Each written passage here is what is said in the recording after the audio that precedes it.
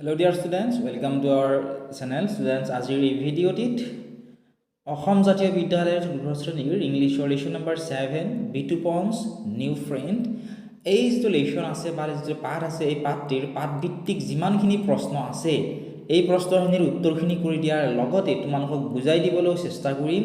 তোমালোকে কেৱল মনোযোগেৰে ভিডিঅ'টো শেষলৈকে চাবা।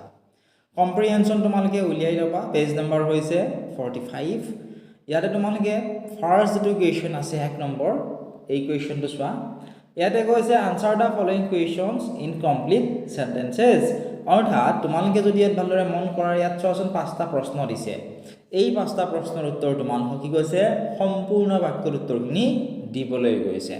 ঠিক আছে, এটা উত্তৰখিনি কৰাৰ আগত মই তোমালোকক অসমীয়াখিনি ধুনীয়াকৈ বুজাই দিছিলো। অসমীয়াত বুজাই দিয়া ভিডিঅ'টো যদি চোৱা নাই তোমালোকে চাই ল'বা।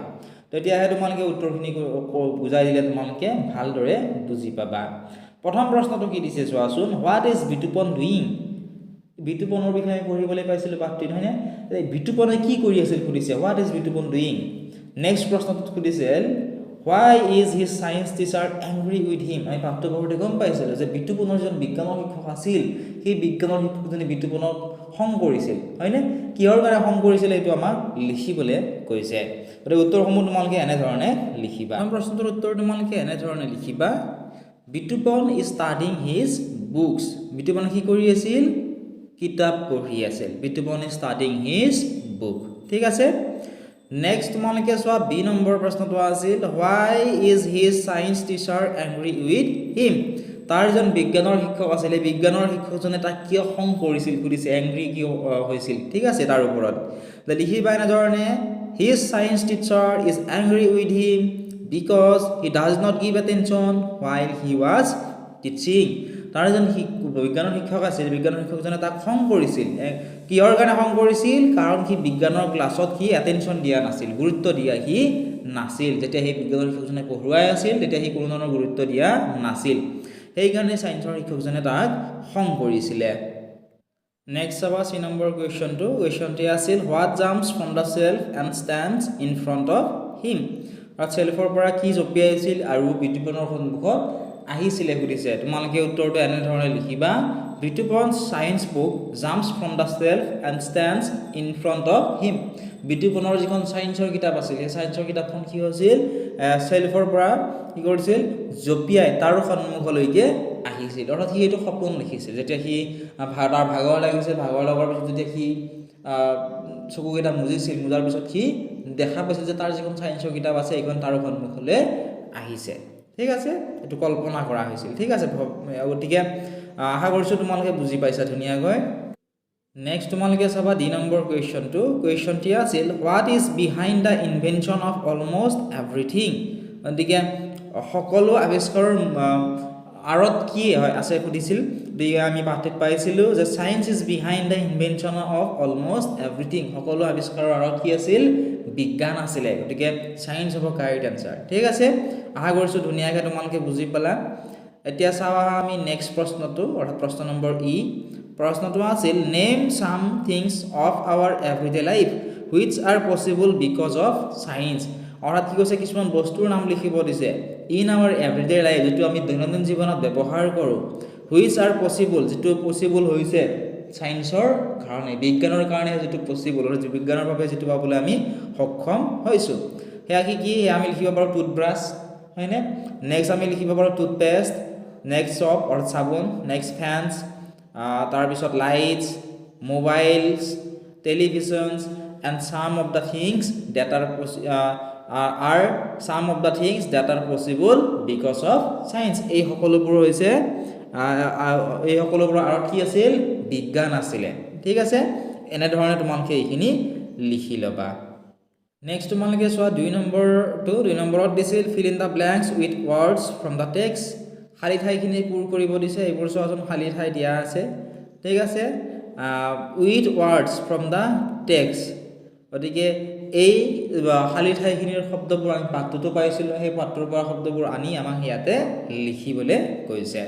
2 নম্বৰটো কৰি দিয়াৰ আগতে তোমালোকক জনাব বিচাৰিছোঁ যে ক্লাছ 4 অসম জাতীয় বিদ্যালয়ৰ প্ৰত্যেকটো ছাবজেক্টৰে অনলাইন ক্লাছ আমাৰ এপত হৈ আছে। যদি তোমালোকে অনলাইন ক্লাছ কৰিব বিচৰা তাত তোমালোকে ডেছক্ৰিপশ্যনত এপটোৰ লিংক পাবা, তাৰ পৰা তোমালোকে এপটো ডাউনলোড কৰি ল'বা। অধিক জানিবৰ বাবে অনলাইন ক্লাছৰ বিষয়ে আমাক হোৱাটছআপত মেছেজ কৰি সুধিব পাৰিবা। হোৱাটছআপ নম্বৰ ডেছক্ৰিপশ্যনত তোমালোকে পাই যাবা।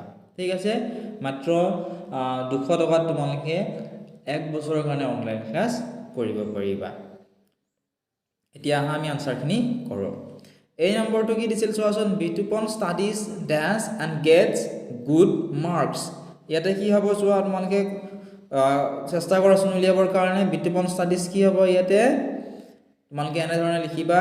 আমি পাঠটিটো পাইছিলোঁ যে বিতুপন ষ্টাডিজ ৰেগুলাৰলি, বিতুপনে ৰেগুলাৰলি অৰ্থাৎ ডেইলি কি কৰিছিল, পঢ়িছিল, আৰু সেইবাবে সি ভাল নম্বৰো পৰীক্ষাত পাইছিল। নেক্সট বি নম্বৰ দিছিল বিতুপন ডাজ নট লাইক ডেছ। বিতুপনে কি ভাল পোৱা নাছিল, তাৰ যিখন বিজ্ঞানৰ কিতাপ আছিল সেই বিজ্ঞানৰ কিতাপখন সি প্ৰথমতে ভাল পোৱা নাছিল, তাৰপিছতে সেই বিজ্ঞানৰ কিতাপখন ভাল পাবলৈ ধৰিছিল। Next you will find me dash your life.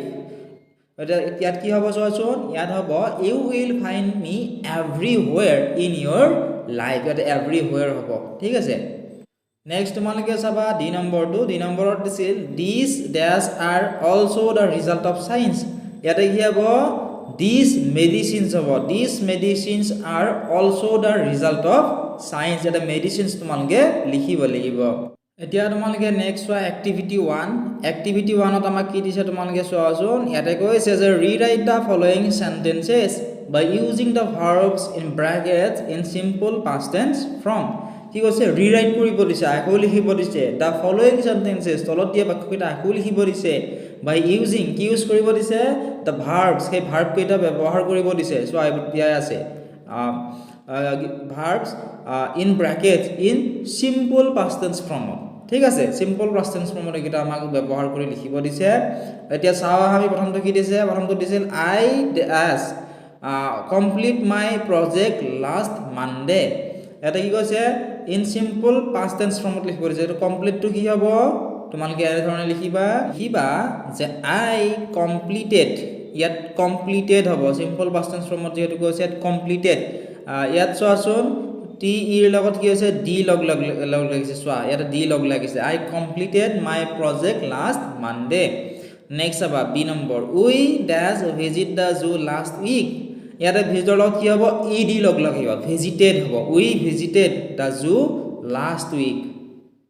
Next তোমালোকে চাবা চি নম্বৰটো। চি নম্বৰত দিছিল Rini dash dance in the school function last month.